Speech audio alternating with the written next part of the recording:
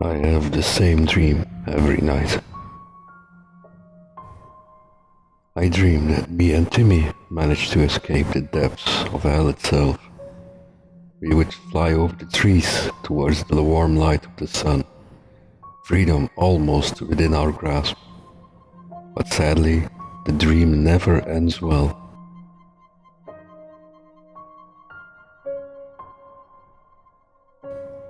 The island doesn't want to let me leave. I always end up back in my crummy shelter.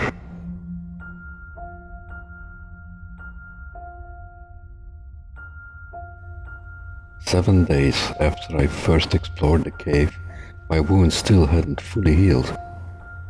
My daily routine had been nothing more than eating, drinking, and resting.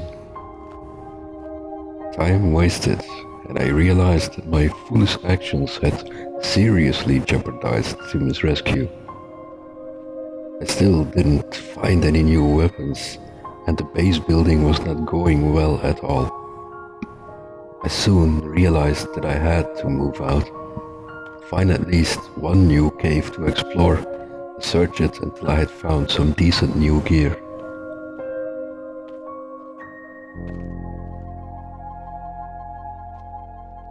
Fortune was with me as I soon found myself descending another dark shaft.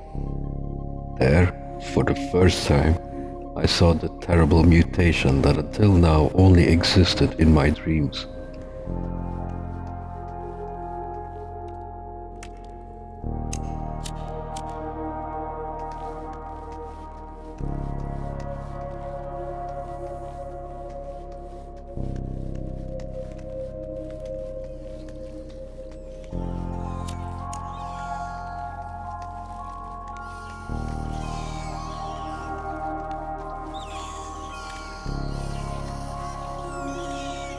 Mutant babies were being guarded by a spider-like creature that seemed like many women had grown into each other. Shivers ran down my spine as I quickly hid myself between some higher boulders. No way was I going to fight this monstrosity head-on. Fire would have to do the trick here. Luckily, I had many improvised Molotov cocktails ready. I quickly set all the creatures ablaze and couldn't help but feel somewhat excited at the sight of their burning agony. Shortly after, the sounds of burning flesh and screams disappeared, and I could resume my journey.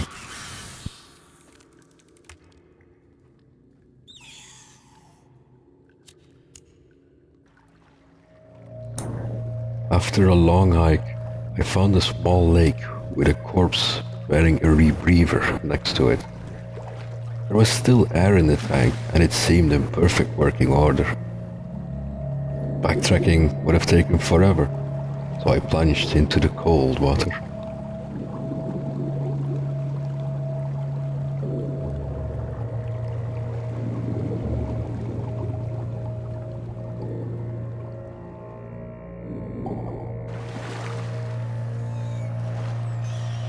The next chamber had some more baby mutants in it, but my acts made sure they would never turn into that dangerous Spider-Woman. Who in their right minds would find killing babies normal? I was beginning to lose grasp on reality.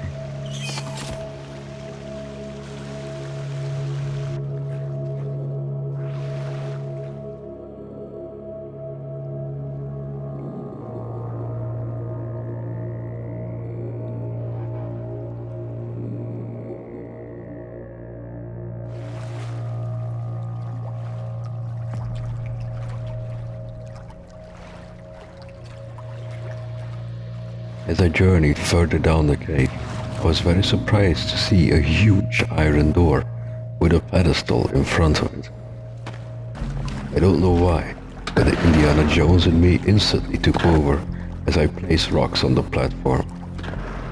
And behold, the door opened with a loud creak.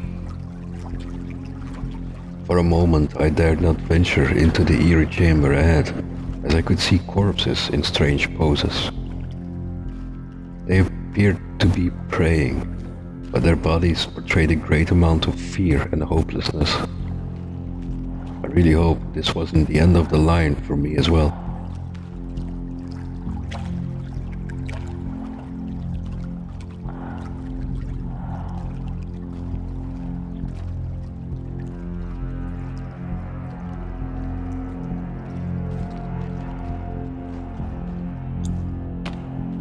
As I rummaged through the tents and debris, I finally found what I was looking for. A climbing axe, and more importantly, a sturdy wooden axe. Not only would that help me chop trees faster, it would deal some serious damage to those pesky savages. Finally, some good fortune.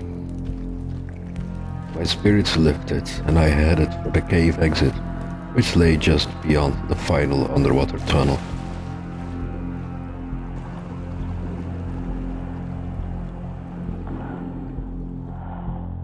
The exit was actually situated in the middle of a peaceful pond. Quite the contrast with the mutated horrors that dwelled below. As nighttime approached, I quickly made my way back to camp.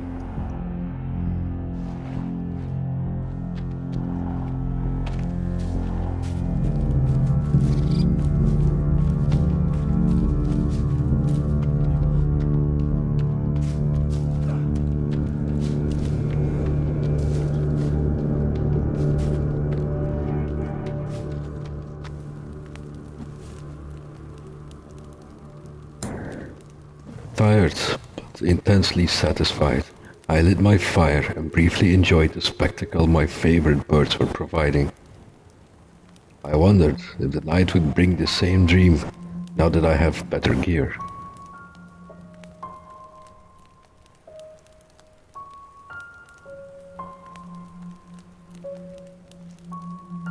As I awoke the next morning, not having dreamt at all, my success of the previous day was quickly forgotten.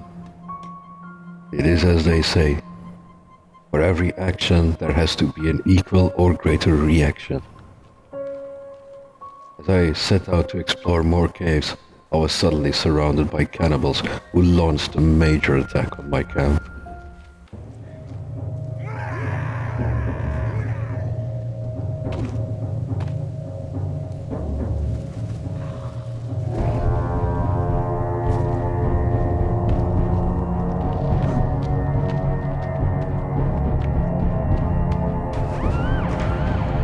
I had gone too far, killing their babies and the mutant woman.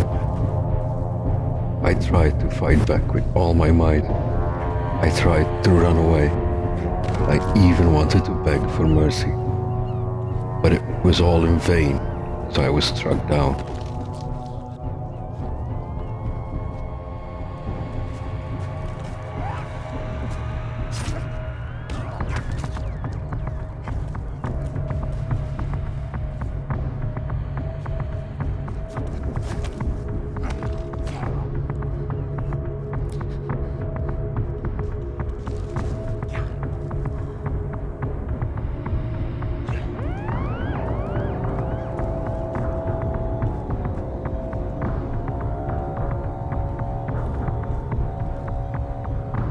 When I opened my eyes, I was being dragged by two cannibals.